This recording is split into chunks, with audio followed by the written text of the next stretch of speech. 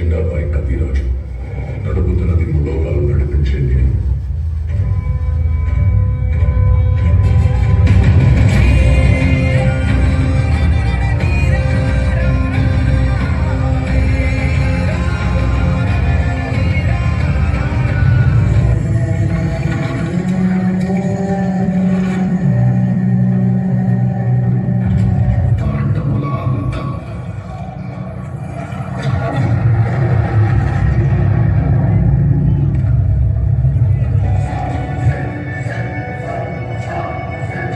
చంపడానికి వస్తే నన్ను చంపు కృష్ణ.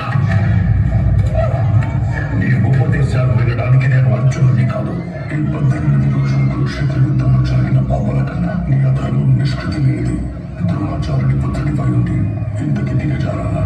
నా తండ్రి పేరు పనికి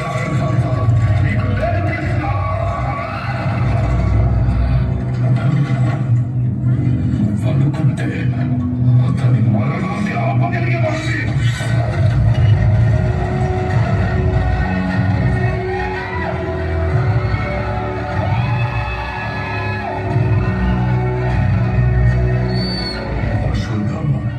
దేవుడైన దేవుడైన కర్మని ఎవరు తప్పించుకోలేరు. గర్భస్థ శిశువుపై అస్త్రం పదిలాం నీ కర్మను అనుభవించక తప్పదు. అయితే సంధించు చక్రం, విధించు నీ శిక్షని. చావుని శిక్ష కాదు శ్రద్ధామా, అది నీ ముక్తి. కాలాంతరం పాండవులందరూ చనిపోతారు. నా శరీరము మరణిస్తుంది. ఈ యుగం అంతరిస్తుంది. కానీ నీకు మరణం రాదు. వేలాది సంవత్సరాలు నీ గాయాలు మానక, చావు రాక, బ్రతకలేక ఎన్నో పాపాలు చూస్తూ ఒంటరిగా జీవిస్తావు. ఇదే నా శాపం. మరి నాకు ప్రాయశ్చిత్తమే లేదా? నువ్వు నన్ను చంపాలనుకున్నా, కానీ ఒకరోజు నువ్వే నన్ను కాపాడాలి. నేనా? కలియుగం వస్తుంది, కలి వస్తున్నాడు. అధర్మం పెరిగిపోయి ప్రపంచం అంతా చీకటైనప్పుడు నేను మళ్ళీ ఒక అవతారం ఎత్తాలి. ఆ యుగం కలిగి ఎంత శక్తివంతుడంటే నా పుట్టుకనే ఆపగలడు. అప్పుడు నువ్వే నా గర్భకుడికి కాపల కాయాలి. ఆకాశంలో సూర్యుడు లేనప్పుడు, వాయువు అంతా విషం నిండినప్పుడు, గంగలో చెవి చుక్క ఎండిపోయినప్పుడు, ఈ మణి మళ్ళీ నీ దగ్గరికి చేరిన రోజు, అదే సమయం. అంతవరకు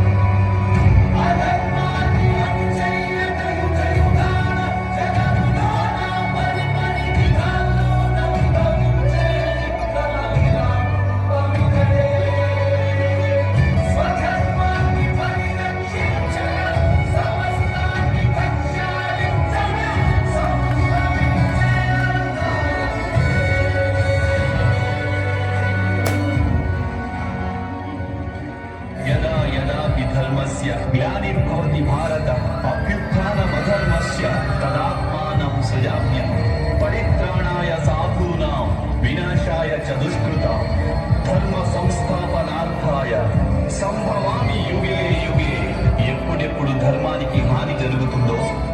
ఎప్పుడెప్పుడు అధర్మం వృద్ధి చెందుతుందో అప్పుడప్పుడు సత్పురుషులను ఉద్ధరించేందుకు, అధర్మ పరుల వినాశనానికి ధర్మాన్ని పునఃస్థాపించేందుకై నేను జన్మిస్తుంటాను.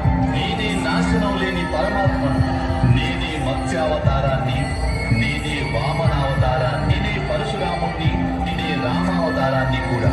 నేనే బ్రహ్మ విష్ణు మహేశ్వరులను, నేనే సరస్వతి లక్ష్మి పార్వతిని కూడా.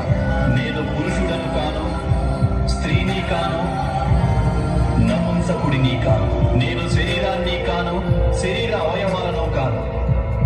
నేను జ్ఞానాన్ని, సృష్టిని, చైతన్యాన్ని. నేను పరబ్రహ్మ, నేనే సర్వస్వాన్ని. అలాగే నేను ఏమీ కాను.